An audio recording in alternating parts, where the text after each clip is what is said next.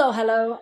Okay, I thought I'd do a little thing with mics today because singing on a mic, like you have to get used to it and you have to sort of embrace it and you have to get used to hearing your voice like really loud. And so most people, classical singers don't use a mic as much, and if they did, it'll be like way over here somewhere. But pop singers use mics almost all the time. A lot of new singers treat mics as if they're almost just like not avoiding it, but they're not working with it. They're more like, okay, I know this thing is in front of me and I have to sing into it. But what you really want to do is you want to sing and talk on a mic enough that you get used to your voice and you get comfortable with the way it sounds. That's also why I think that everybody should record their voice a lot, so that they can really become comfortable with what it sounds like. You know, when you hear your voice, you're like, wait, I sound like that. And it's important because you can't really be objective about your voice if you don't really even know what it sounds like. So I definitely recommend recording, which is something you can do some other time. But when you have the opportunity to be on the mic, I would say like milk it like no tomorrow.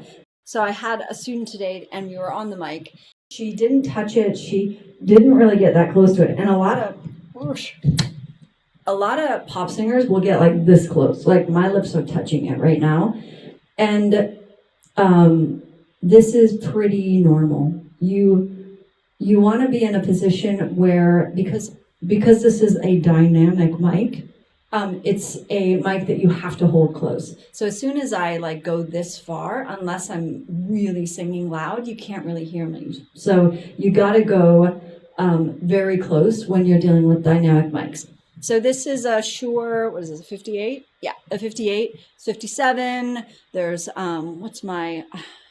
there's a bunch of different brands. And these mics are designed to be close. So this is decent. It's about like an inch. This starts to get a little bit too far if I'm singing light. So if I'm like, oh, well, it depends on how hot it is. But this is like, okay.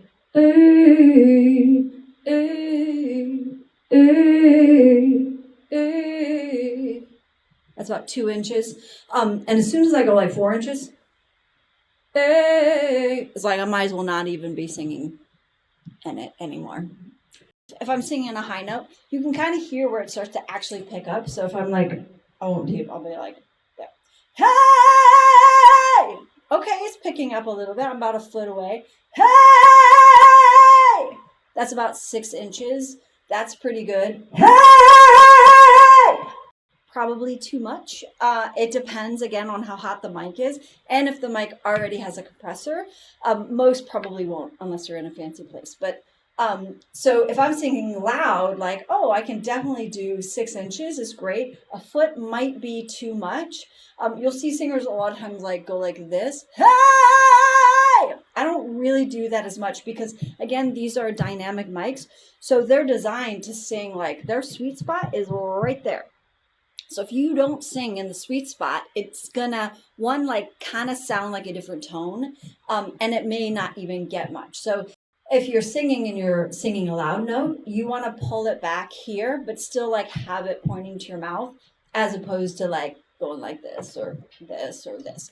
I went to a screening and somebody was holding the mic like this, and you could still hear them. But the thing about this position, one, I would never do it as a performer, is, okay, so I'm talking there, and this is picking me up a little bit because we're like 6 inches, but the sound engineer is probably having to turn this mic up so that he picks up the sound. And then as soon as you turn this mic up, it's going to get more room noise. It's going to be or get some feedback. Like, it's not going to sound good. So don't hold your mics like this.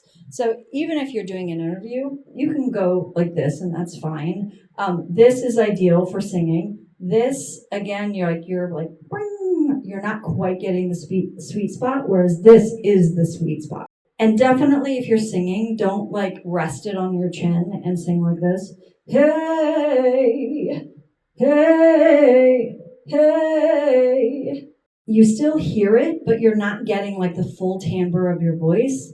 Here. Hey, hey, hey. And I just have a little Carbon cheap speaker here. It's not like the fanciest thing in the world, but it's fine. And it would be fine for like a smallish gig.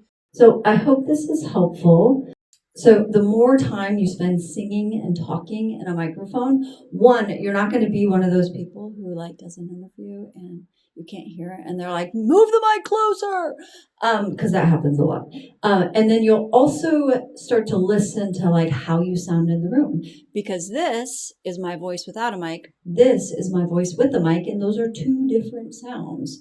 So comfort is the key when it comes to really owning the mic, and also like treating the mic as it's now part of your performance, as opposed to this thing that's like stuck in front of your face. You want to make it part of your voice. Okay, hope this is helpful.